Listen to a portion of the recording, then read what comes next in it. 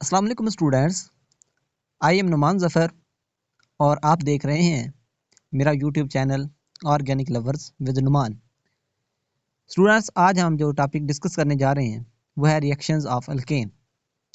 Class 12 chapter number 8 का ये topic है और हमारा लेक्चर नंबर 4, जिसमें आप डिस्कस करेंगे रिएक्शंस ऑफ अल्केन कि अल्केन मालिक्यूल जो हैं वो कौन कौन से रिएक्शन देते हैं।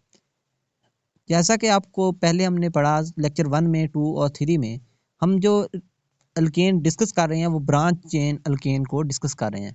तो ये जो ब्रांच चेन अल्केन है हम उन्हीं को स्टडी करेंगे कि उनके कौन कौन से रिएक्शन होते हैं। रिएक्शन से मुराद कोई भी चीज़ वो जब किसी और चीज़ से साथ रिएक्ट करती है उसके बाद प्रोडक्ट बनता है, उसको कहते हैं कि वो रिएक्ट किया और एक प्रोडक्ट बना। जैसा कि इसकी सिंपल एग्जांपल आप लेंगे, जैसा कि दूध है, दूध में जब पत्ती डालते हैं तो वो आपस में रिएक्ट करके एक चाय बना देता है। इसी तरह हम लोग जब रिएक्शन करते हैं तो आगे से एक नया प्रोडक्ट बनता है। तो आप लोगों ने अगर मेरा चैनल सब्सक्राइब नहीं किया तो सबसे पहले चैनल को सब्सक्राइब कर लें और बेल आइकन के बटन को दबा दें ताकि मेरी सबसे पहले आने वाली वीडियो आपको मिल सके। और अगर आपने मेरे पहले इस चैप्टर के लेक्चर नहीं देखे, चैप्टर नंबर 7 के भी लिंक मैं दे दूंगा और जब इसके भी बाकी पहले तीनों लेक्चर्स का लिंक इस वीडियो की डिस्क्रिप्शन में दे दूंगा। तो आइए चलते हैं इस टॉपिक की तरफ, reactions of alkane.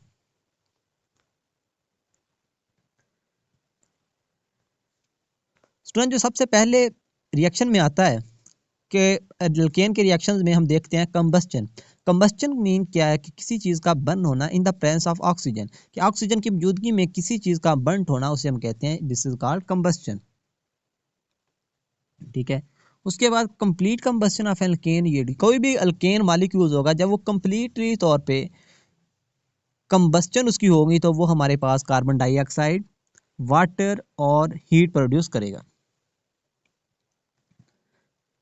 The amount of heat evolved 1 mole of hydrocarbon is burned to CO2 and H2O is called heat of combustion. Student, it is very important application and it is very important definition, heat of combustion. कि heat of combustion क्या है कि जब एक मोल किसी भी hydrocarbon alkane, जैसा कि हम अल्केन को स्टडी कर रहे हैं, उसका जब एक मोल बर्न्ट होगा कंप्लीटली कार्बन डाइऑक्साइड और वाटर में, तो उस वक्त जो हीट निकलेगी, इवाल्व होगी, उसे हम कहेंगे this is called heat of combustion.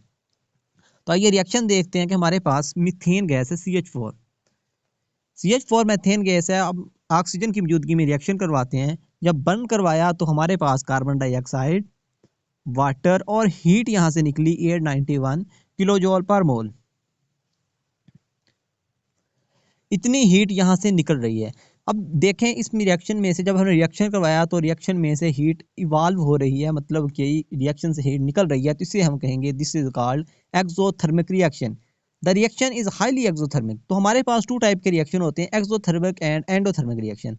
तो इसमें एक्सोथर्मिक जो रिएक्शन है इसमें हीट इवाल्व निकलती है। जब रिएक्शन होता है हम जस्ट उसको स्टार्ट करने के लिए रिएक्शन थोड़ी सी हीट देते हैं, उसके बाद जब रिएक्शन प्रोसीड होता है तो जो एक्सोथर्मिक रिएक्शन होता है तो उसमें से हीट निकलती है। जो होता है एंडोथर्मिक रिएक्शन, वो टोटल जो रिएक्शन है, सारा रिएक्शन कंप्लीट करवाने के लिए हमें कंप्लीटली उसको हीट अप करना पड़ता है, हीट देनी पड़ती है। It require very high temperature to initiate. हमें इनिशिएट करने के लिए जस्ट टेम्परेचर देना है बाई फ्लेम या spark. Combustion is the major reaction occurring in the internal combustion engine of automobile. Combustion जो ऑटोमोबाइल्स हैं, हमारी गाड़ियां हैं, इनके इंजन में भी हमारे पास कंबस्चन होती है। Compressed mixture of alkane and air burns smoothly in the internal combustion engine and increase its efficiency. इसके बेनिफिट क्या है कि कंबस्चन होना किसी के इंजन में, ये बेनिफिट उसमें ये है कि उसकी इंजन की एफिशिएंसी को इंक्रीज करता है। उसमें होता क्या है कि हमारे पास मिक्सचर ऑफ डिफरेंट अल्केन्स का एक मिक्सचर होता है और साथ में एयर होती है, वो आपस में बर्न करते हैं, तो हमारे पास जो इंजन की एफिशिएंसी है वो इंक्रीज हो जाती है। सो जो सेकंड हमारा यहाँ पे है रिएक्शन, वो है ऑक्सीडेशन। अगर देखें कि ऑक्सीडेशन का, पहले ऑक्सीडेशन को डिफाइन करें तो ऑक्सीडेशन की डेफिनेशन क्या बनती है, किसी भी मॉलिक्यूल में जब उसकी ऑक्सीडेशन करवाते हैं तो वहाँ पे ऑक्सीजन की इंजेक्शन होती है कि ऑक्सीजन मॉलिक्यूल ऐड होता है। कोई भी ऐसा मॉलिक्यूल रिएक्शन जिसमें कोई भी एक चीज़ का रिमूव होना और वहाँ पे ऑक्सीजन का ऐड होना, उसे कहते हैं ऑक्सीडेशन, या ऑक्सीडेशन स्टेट में इंक्रीजमेंट कहलाती है ऑक्सीडेशन। तो आइए चलते हैं रिएक्शन की तरफ कि oxidation of methane. Under different condition gives different product. अगर हम मीथेन मॉलिक्यूल्स की ऑक्सीडेशन करते हैं डिफरेंट कंडीशंस के अंदर कि उसकी इनकम्प्लीट ऑक्सीडेशन कर सकते हैं, कैटालिटिक ऑक्सीडेशन करते हैं, तो उसमें से जो प्रोडक्ट हमें मिलता है वो डिफरेंट प्रोडक्ट मिलते हैं। तो रिएक्शन देखते हैं कि सबसे पहले हम इनकम्प्लीट ऑक्सीडेशन के, अगर हम अनकम्प्लीट ऑक्सीडेशन करवाएं तो हमारे पास कौन सा प्रोडक्ट यहाँ से निकलेगा। इन ऑक्सीडेशन इनकम्प्लीट ऑक्सीडेशन आकर in limited supply of oxygen, oxygen की बहुत कम सप्लाई की जब करते हैं तो हमारे पास इनकम्प्लीट ऑक्सीडेशन होती है एयर और इन द फॉर्मेशन ऑफ, यहाँ से हमारे पास बनता क्या है जब ये अनकम्प्लीट ऑक्सीडेशन होती है तो यहाँ से हमारे पास बनता है carbon monoxide. This is very very harmful gas and carbon black. Carbon black is used in very other process like जैसे टायर्स हैं, इनकी प्रोडक्शन के लिए हमें कार्बन ब्लैक यूज़ किया जाता है। अब देखते हैं कि जब मीथेन गैस है, CH4 गैस है, प्लस ऑक्सीजन की मौजूदगी में हमने रिएक्शन करवाया, यहाँ पे हम लिमिटेड अमाउंट मतलब कि थोड़ी सी अमाउंट दी हमने उसमें, तो हमारे पास कार्बन मोनोऑक्साइड, वाटर और कार्बन ब्लैक की फॉर्मेशन हुई। सुना, अब हम देखते हैं कि हमारे पास अगर हम यहाँ पे कैटालिटिक ऑक्सीडेशन करवाते हैं तो क्या होता है। जब हम कैटालिटिक ऑक्सीडेशन करवाते हैं तो डिफरेंट कंडीशंस हैं कि lower alkane when burned in the presence of metallic catalyst, कि हम कैटलिस्ट यूज करते हैं, ये high temperature and pressure result in the formation of useful product.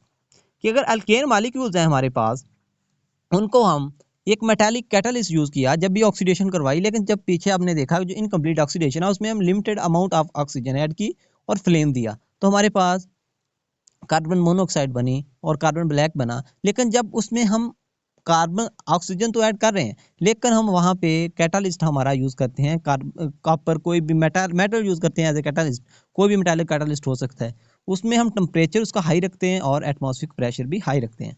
तो देखते हैं रिएक्शन, हम फिर यहाँ पे मीथेन गैस लेते हैं CH4, उसकी ऑक्सीडेशन करवाते हैं in the presence of copper 400 degree centigrade temperature and 200 atmospheric pressure. तो हमारे पास जो प्रोडक्शन होती है वो होती है मिथाइल अल्कोहल CH3OH। देखें एक H रिमूव हुआ और एक OH यहाँ पे ऐड हुआ, यहाँ पे ऑक्सीजन की एडिंग ऐड होना बता रहा है कि यहाँ पे ऑक्सीडेशन हुई है। अगर इसी मिथाइल अल्कोहल को लें, जब इसी मिथाइल अल्कोहल को लें और यहाँ पे इसकी अगेन ऑक्सीडेशन करवाएं तो यहाँ से एक H और रिमूव हो जाएगा और वहाँ पे एक ऑक्सीजन की एडिशन हो जाएगी। मिथाइल अल्कोहल लिया और हमने ऑक्सीडेशन करवाई, कंडीशंस वही हैं जो हमने पहले कंडीशन लेंगी, कंडीशन वही है, हमने कैटालिस्ट वही यूज़ किया है और टेम्परेचर और प्रेशर वही है, तो हमारे पास फॉर्मेल्डिहाइड की फॉर्मेशन होगी। अब अगर फॉर्मेल्डिहाइड को लेके फॉर्मेल्डिहाइड को उठाएं और उसकी ऑक्सीडेशन कर दें, नेक्स्ट जब ऑक्सीडेशन करते हैं उन्हीं कंडीशन की मौजूदगी में, तो हमारे पास फॉर्मेल्डिहाइड की जब ऑक्सीडेशन की तो फार्मिक एसिड की फॉर्मेशन हुई, एक हाइड्रोजन था उसकी उसकी निकला और वहाँ से 2 ऑक्सीजन के मॉलिक्यूल ऐड हो गए। नेक्स्ट अगर इसी को फार्मिक एसिड को उठाएं और उसकी ऑक्सीडेशन कर दें, कंडीशन वही रखें, तो हमारे पास फॉर्मेशन जो कार्बन डाइऑक्साइड और वाटर की फॉर्मेशन हो जाती है। अब देखते हैं catalytic oxidation of alkane is used industry to prepare higher fatty acid used in the soap and vegetable oil industry. कि हमारे पास जो सोप है और वेजिटेबल ऑयल जितने भी बनते हैं उन इंडस्ट्रीज में जो हमारे पास हायर फैटी एसिड है उनकी प्रिपरेशन के लिए हम यूज करते हैं कैटालिटिक ऑक्सीडेशन प्रोसेस। स्टूडेंट अब आते हैं हम लोग, एक नया रिएक्शन है नाइट्रेशन। ये है एक सब्स्टिट्यूटेंट रिएक्शन। सब्स्टिट्यूटेंट रिएक्शन क्या होता है कि हमारे पास किसी एक एटम की जगह पर किसी दूसरे का ऐड होना और उसकी रिमूवर हो जाना, उनका यानी कि आपस में रिप्लेसमेंट हो जाती है। कोई एक एटम जो है, एक मॉलिक्यूल में से एक एटम निकल जाता है और दूसरा उसकी जगह पे आके अटैच हो जाता है, तो उसके कहते हैं सब्स्टिट्यूशन रिएक्शन। और नाइट्रेशन क्या है कि वहाँ पे कोई भी एक हाइड्रोजन मॉलिक्यूल मीथेन में से या कोई भी हमारे पास एक मॉलिक्यूल है उसमें से निकलेगा और वहाँ पे नाइट्रोजन की एडिशन होगी। तो आइए चलते हैं रिएक्शन की तरफ, देखते हैं it is a substituent reaction of alkane in which a hydrogen atom of an alkane is replaced by nitro group. एक नाइट्रो ग्रुप आया और हाइड्रोजन की जगह रिप्लेस हो गया। रिप्लेस मतलब एक चीज निकली और दूसरी वहां पे ऐड हो गई। Alkane undergo vapour phase nitration under drastic condition to give nitro alkane, कि इस यहाँ से हमारा प्रोडक्ट बनेगा उसे कहेंगे नाइट्रोमीथेन नाइट्रो अल्केन। हमारे पास क्या है कि हमने मीथेन गैस को लिया और हमने अपना जो नाइट्रिक एजेंट है वो यूज़ किया OHNO2, ठीक है, उसको यूज़ किया और हमारे पास नाइट्रोमीथेन की फॉर्मेशन हो गई और साथ में वाटर की रिमूवल हुई। नेक्स्ट चलते हैं और हमारा नेक्स्ट रिएक्शन हम लोग देखते हैं कि नेक्स्ट रिएक्शन जो है वो है हमारे पास halogenation. Halogenation is very very important reaction as point of view in the examination point of view and industry point of view. It is very very important reaction, and it is very important reaction. It is used as a free radical mechanism. जो halogenation reaction है ये कौन सा process में involve होता है, इसमें process involve होता है free radical mechanism. Alkane react with chlorine and bromine in the presence of sunlight or ultraviolet light or at high temperature, resulting in the successive replacement of hydrogen atom with a halogen called halogenation. This is definition के हमारे पास जो alkane molecules हैं वो यहाँ पे उन्होंने लिखा chlorine और ब्रोमीन, ये क्या है कि हेलोजेंस हैं, इन्हें कहते हैं हेलोजेंस। हेलोजन ग्रुप में और भी हमारे पास एटम्स आते हैं जैसे क्लोरीन है, ब्रोमीन, आयोडीन और फ्लोरीन में इस ग्रुप में पाए जाते हैं।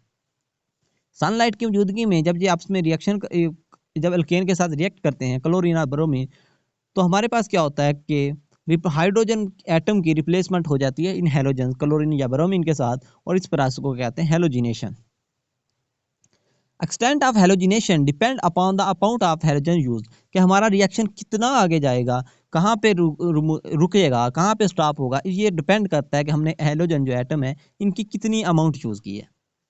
Reaction of alkanes with fluorine is highly violent and result in a mixture of carbon, fluorinated alkane and hydrofluoric acid. Iodine does not substitute directly because the reaction is too slow, कि हमारे पास जो oxygen है iodine है वो directly substitute नहीं हो सकती क्योंकि उसकी वजह से रिएक्शन बहुत स्लो होता है। The order of reactivity of halogen क्या है कि हमारे पास अगर हम हेलोजन तमाम उठाएं फ्लोरीन क्लोरीन ब्रोमीन आयोडीन और उनका रिएक्शन करवाना चाहें तो हम देखते हैं कौन सा जो हमारा हेलोजन है वो बहुत तेज़ी के साथ रिएक्शन करता है, जो फ्लोरीन है वो बहुत तेज़ी के साथ रिएक्शन करता है, उससे जो कम रिएक्टिविटी ऑर्डर है वो है क्लोरीन का। क्लोरीन उससे थोड़ा सा स्लो रिएक्शन देगा कि अगर हमारे पास जो फ्लोरीन है वो हमने ऐड किया उसने 2 मिनट में रिएक्शन कर दिया तो वहाँ पे जो क्लोरीन है वो 3 मिनट ले लेगा। इस तरह ब्रोमीन 4 ले लेगा और जो आयोडीन है वो बहुत ज़्यादा टाइम लेगा, 7-8 मिनट ले सकता है। ये जो मैंने आपको टाइमिंग बताई है ये एग्जैक्ट नहीं, ये जस्ट समझाने के लिए कि ये मतलब कि इनमें रिएक्टिव ऑर्डर रिएक्टिविटी जो ऑर्डर है वो इस तरह डिक्रीज होता है। Halogenation is believe to proceed through free radical mechanism.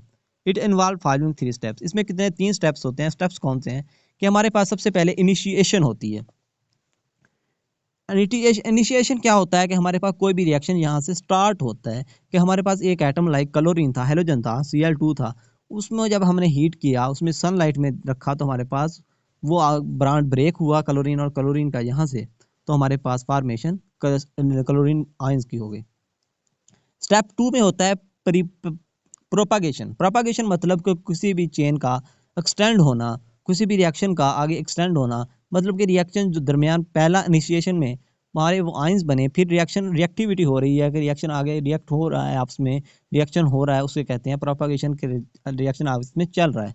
तो स्टेप 2 में हमारे पास प्रोपागेशन होती है। प्रोपागेशन में क्या होता है कि हमारे पास हम देखते हैं कि मीथेन मॉलिक्यूल है और हमने यहाँ पे क्लोरीन, अब यहाँ पे हमारे पास था क्लोरीन क्लोरीन, ठीक है, सॉरी,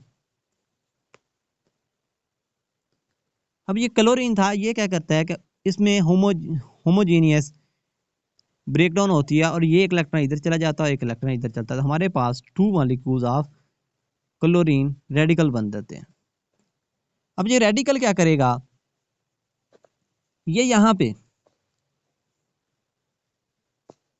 ये मीथेन के साथ रिएक्ट करेगा, रिएक्शन करके हमारे पास मीथेन को फ्री रेडिकल में चेंज कर देगा और यहाँ से HCl बन जाएगा। अब ये क्या करेगा कि यहाँ से H लेगा और एक इलेक्ट्रॉन इसके ऊपर CH3 के ऊपर आ जाएगा और हमारे पास फ्री मीथेन जो है एज ए फ्री रेडिकल यहाँ पे रुक जाएगा।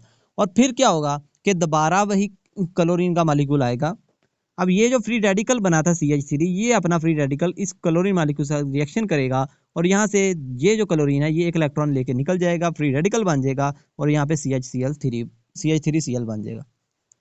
नेक्स्ट हम देखते हैं कि हमारे पास टर्मिनेशन, जो थर्ड स्टेप है वो इस रिएक्शन में हैलोजिनेशन में होता है टर्मिनेशन, के किसी भी रिएक्शन को हम किस पॉइंट पे रोकना चाहते हैं। टर्मिनेट मतलब कोई भी चीज़ रोकना।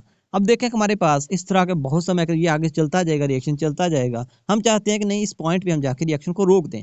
तो जब रोकना चाहते हैं तो हम क्या करते हैं, फ्री रेडिकल मैकेनिज्म इन्वॉल्व होता है कि हम CH3 radical plus chlorine radical को यूज़ किया और CH3Cl बन गया। तो यहाँ पे हम लोगों ने क्या किया कि ये आपस में इनका रिएक्शन करवा दिया, एक चीज़ की हमने अमाउंट को रोक दिया, लाइक हमने हेलोजन जो थे उनके अमाउंट को रोक दिया, लिमिटेड कर दिया, तो वहाँ पे रिएक्शन टर्मिनेट हो गया। By repetition of step 2, a mixture of halogen substitute product are obtained. The reaction is not synthetically so important.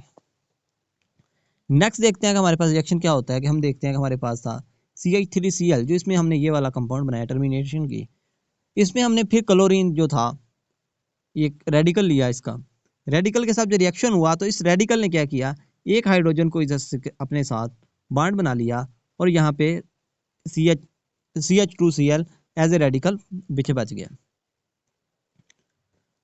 तो नेक्स्ट क्या होगा हमारे पास कि वही CH2Cl रेडिकल आएगा और क्लोरीन का मॉलिक्यूल इसके साथ रिएक्शन करेगा, तो ये यहाँ से क्लोरीन के मॉलिक्यूल के साथ रिएक्शन करेगा और हमारे पास ये क्लोरीन यहाँ से रिमूव हो जाएगा। ये chlorine as a free radical यहाँ से रिमूव होगा और हमारे पास CH2Cl ये बन जाएगा, ठीक है, CH2Cl क्लोरीन 2 Cl2 इसके लिख सकते हैं CH2Cl2। और फिर क्या होगा, यहाँ से ये क्लोरीन जो था ये एज ए रेडिकल निकला, तो ये क्या करेगा, दोबारा इसी के साथ रिएक्ट करेगा। जब इसके साथ रिएक्ट करेगा तो कार्बन के पास 2 हाइड्रोजन है, तो इसमें से एक हाइड्रोजन लेके HCl बना लेगा।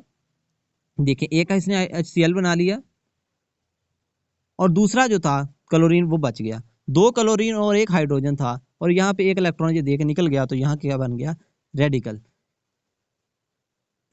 CHCl2 रेडिकल बन गया। अब CHCl2 रेडिकल क्या करेगा कि क्लोरीन के मॉलिक्यूल के साथ अगेन रिएक्ट करेगा और यहाँ से ये रिएक्ट करके एक क्लोरीन को एज ए फ्री रेडिकल यहाँ से रिमूव करवा देगा।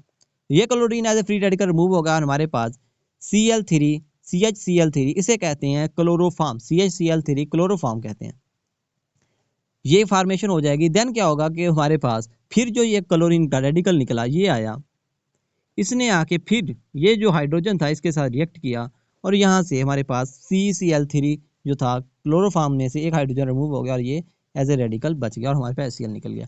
अब नेक्स्ट क्या होगा कि दोबारा एक यही फ्री रेडिकल जो था ये अगेन एक क्लोरीन मॉलिक्यूल के साथ रिएक्ट करेगा और एक क्लोरीन को एज ए फ्री रेडिकल निकल देगा और हमारे पास बच जाएगा टेट्राक्लोरोमीथेन, और इसको एक और नेम देते हैं, वो कहते हैं कार्बन टेट्राक्लोराइड, और जो क्लोरीन था वो एज ए फ्री रेडिकल यहाँ से रिमूव हो जाएगा।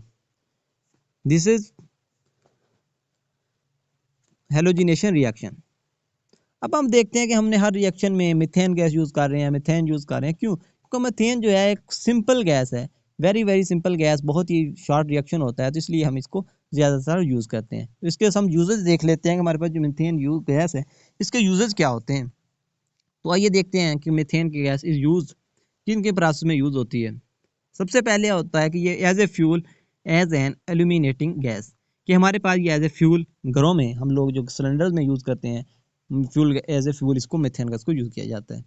For the preparation of methyl chloride, जैसे कि आपने अभी हेलोजन रिएक्शन में देखा कि मिथाइल क्लोराइड की फॉर्मेशन डाइक्लोरोमीथेन क्लोरोफॉर्म और टेट्रा क्लोराइड कार्बन टेट्राक्लोराइड की फॉर्मेशन भी कर सकते हैं। For the industrial preparation of methyl alcohol, कि हम मिथाइल अल्कोहल जैसे ऑक्सीडेशन में देखा कि सबसे पहले जो हमने रिएक्शन करवाया CH4 और उसकी ऑक्सीडेशन की तो हमारे पास मिथाइल अल्कोहल बना, तो मिथाइल अल्कोहल की फॉर्मेशन के लिए उसके बाद जब उस मिथाइल अल्कोहल की हमने ऑक्सीडेशन की तो हमारे पास फॉर्मेल्डिहाइड बना था, तो इस तरह हम उसकी फॉर्मेशन कर सकते हैं। अब नेक्स्ट हमारे पास हाइड्रोजन साइनाइड की फॉर्मेशन भी हो सकती है। For the preparation of carbon black, जैसा कि आप लोगों ने देखा रिएक्शन, सबसे पहले हमने रिएक्शन देखा कि उसमें कार्बन ब्लैक की फॉर्मेशन की मीथेन गैस को यूज़ करते हुए।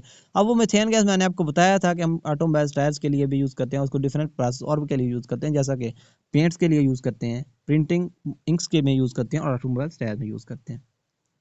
नेक्स्ट हमारे पास जो मीथेन गैस को कहाँ पे यूज़ किया जाता है, manufacture of urea fertiliser. Urea is very very important fertiliser in our industry. तो इसकी जो मैन्युफैक्चरिंग है उसमें भी हमारे पास मीथेन गैस का बहुत बड़ा रोल है। स्टूडेंट, ये था आज का हमारा लेक्चर। अगर आपको मेरी वीडियो पसंद आई हो तो मेरी वीडियो को लाइक करना मत भूलिए और चैनल को सब्सक्राइब करना भी मत भूलिएगा और कमेंट करके बताइएगा कि आपको मेरा लेक्चर कैसा लगा। Thank you.